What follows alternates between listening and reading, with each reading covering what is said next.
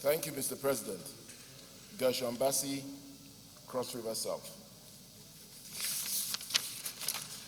The Senate, worried about Nigeria's infrastructure deficit in the transportation sector and the need for a consolidated, effective regulatory approach to address this crisis.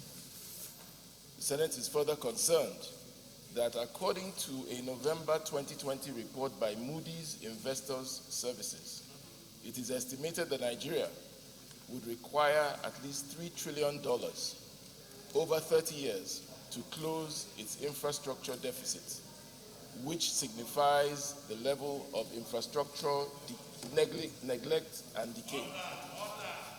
The Senate is further concerned that many infrastructural shortcomings in the country have been as a result of economic, administrative, and legislative deficiencies. Legislation such as the Nigerian Railway Corporation Act 1995 remains in effect and does not create an enabling environment for public-private partnerships in Nigeria's infrastructural development. Legislative bills such as the National Road Fund Establishment Bill and the Federal Roads Authority Establishment Bill, which were not assented to by the executive, sought to restructure the legal framework for the financing, ownership, administration, and maintenance and sustainable sources of funding for infrastructure development. The Senate is aware that the privately managed Infrastructure Corporation of Nigeria Limited, InfraCorp, was established by the executive in February 2021. It is to be funded by the Central Bank of Nigeria, Nigerian Sovereign Wealth Investment Authority, and the African Finance Corporation, with a seed capital of 1 trillion naira. The executive seeks to use this independently managed entity to bridge the nation's infrastructure gap through end-to-end bankable projects that will provide a firm basis for increasing national economic growth. The Senate recognizes that this is a commendable initiative. However, given the intricate regulatory framework that is required to guarantee a workable, transparent, accountable, and effective apparatus for infrastructural development, it is essential that a legislative and executive synergy is established in the execution of their respective functions to this end. The Senate further recognizes that careful articulation through relevant government and private stakeholder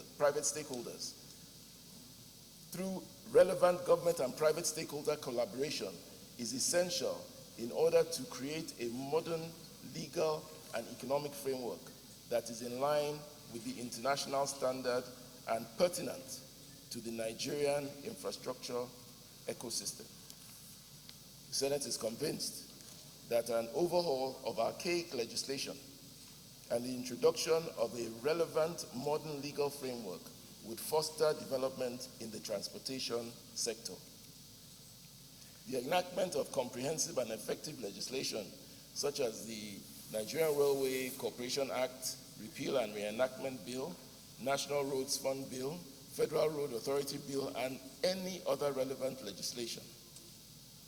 The Senate is further convinced that such an infrastructural framework would support public-private partnerships that secure sustained funding and the provision of technical management and operation expertise.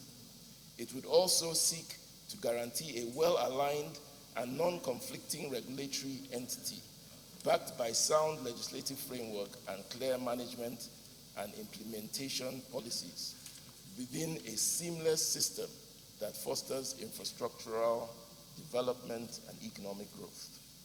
Accordingly, the Senate resolves to 1, mandate the Committees on Legislative Compliance and National Planning to invite the Governor of the Central Bank of Nigeria and the Chief Executive Officer of the Nigerian Sovereign Investment Authority.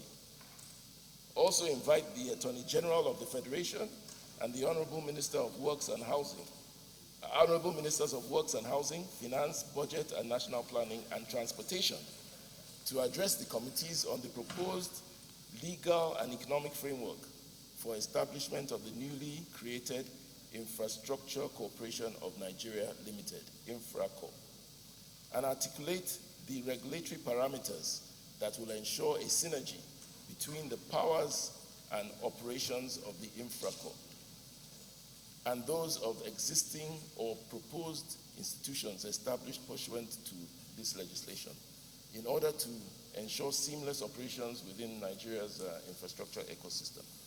2, mandate the committees on legislative compliance and national planning to A, review the existing legal framework regulating the financing and administration and management of infrastructural development sector in order to articulate an effective structure that secures a sustained source of funds for infrastructural development and creates an enabling environment for private participation.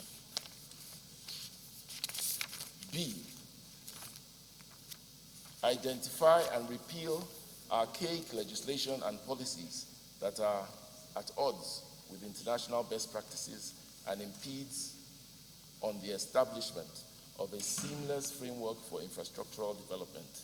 And C, take the necessary steps to establish relevant legislation and policies that will promote a more effective and efficient infrastructural development ecosystem in Nigeria. Mr. President, I so move.